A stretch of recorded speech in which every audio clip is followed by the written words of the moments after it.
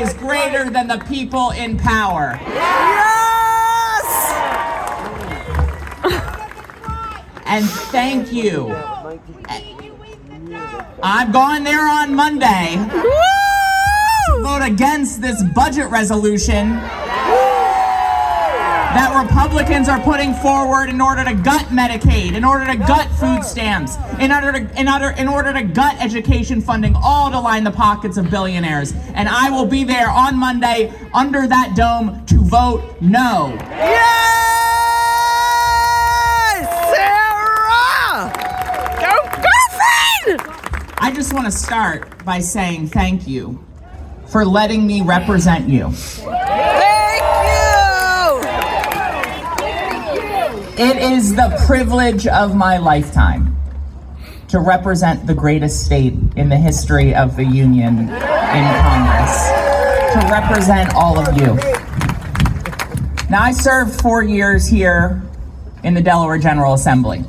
We're working with folks like Representative Bill Bush and Representative Ray Moore, who are here, to raise the minimum wage, to provide paid family and medical leave for Delaware workers, to improve our schools, to expand access to affordable childcare. And I hoped that I would be entering Congress at a time when we were moving this country forward, when we were raising the national minimum wage, when we were providing paid family and medical leave to everyone across this country. I hope to be entering Congress at a time when we are expanding access to health care and ensuring individual rights for all people.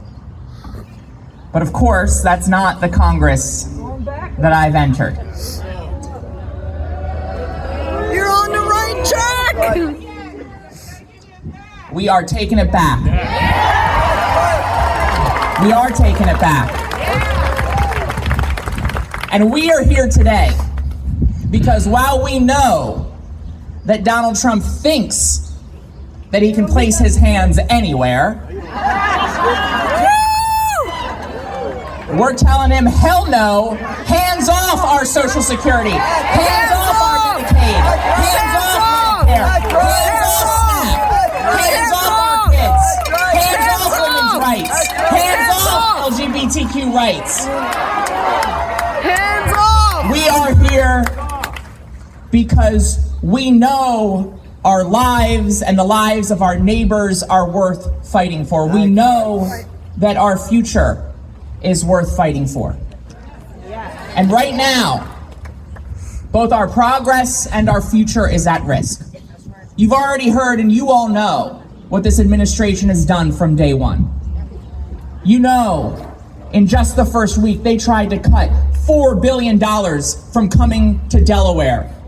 Billions of dollars going to states across this country. Yep. You all know that they are summarily firing qualified federal workers, all in an effort to grind life-saving programs to a halt, to prove that government can't work by making it not work. And you all know right now that they are trying to line the pockets of Donald Trump's MAGA billionaire donors by cutting Medicaid and by cutting food assistance.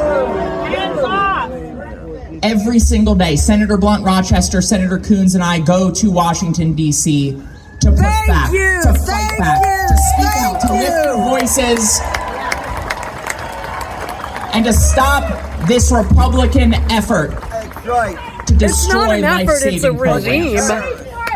Now, we all here in Delaware, in November of 2024, we understood the assignment.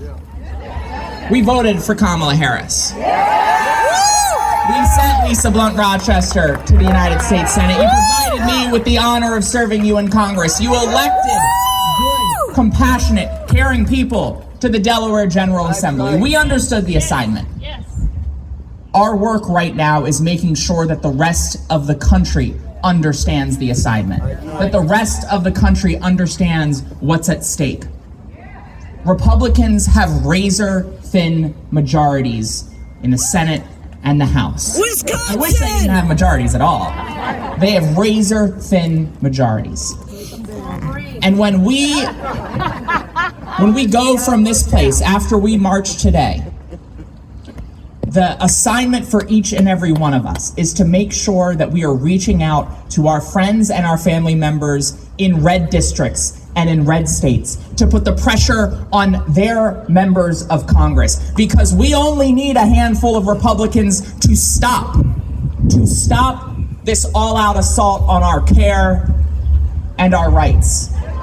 We only need a handful of Republicans to push back on this administration's efforts to undermine the rule of law, to turn its back on our democratic allies, and to undermine democracy here in this country. And listen, I'm not going to hold my breath. I'm not going to hold my breath over the courage of Republican politicians. But we need them more scared that they will lose an election by standing with Donald Trump than they will lose an election because they stand up to him.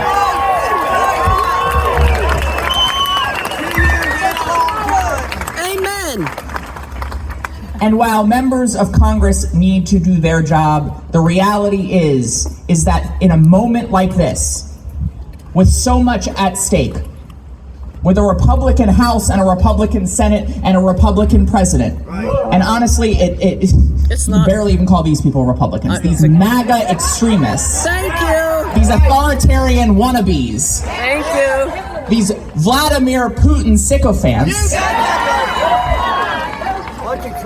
The reality is that for us to not only beat back the politics of hate and division and discrimination, but to lay the foundation for us to do what we want this country to do, which is to move forward, which is to ensure health care for every person, to guarantee the rights of every American. The only way we do that is if all of us stay in this fight.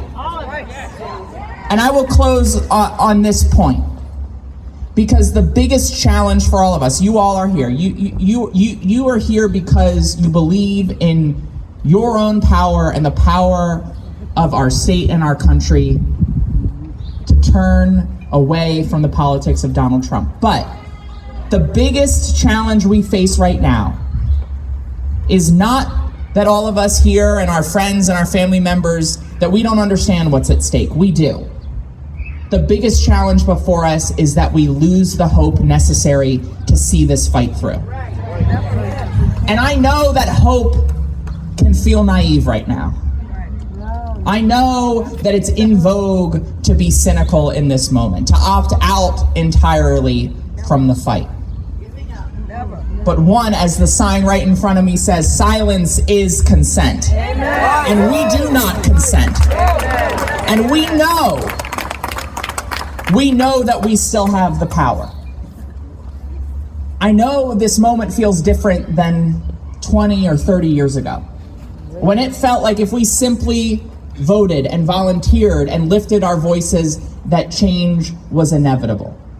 That with hard work, we would inevitably bend the arc of the moral universe toward justice. But what I take comfort in this moment in is the knowledge that that sense of inevitability is the exception in our country's history. Every single previous generation of Americans had every reason to give up hope. You cannot tell me that the reasons for hopelessness in the 1850s for an enslaved person are greater than the reasons for hopelessness now.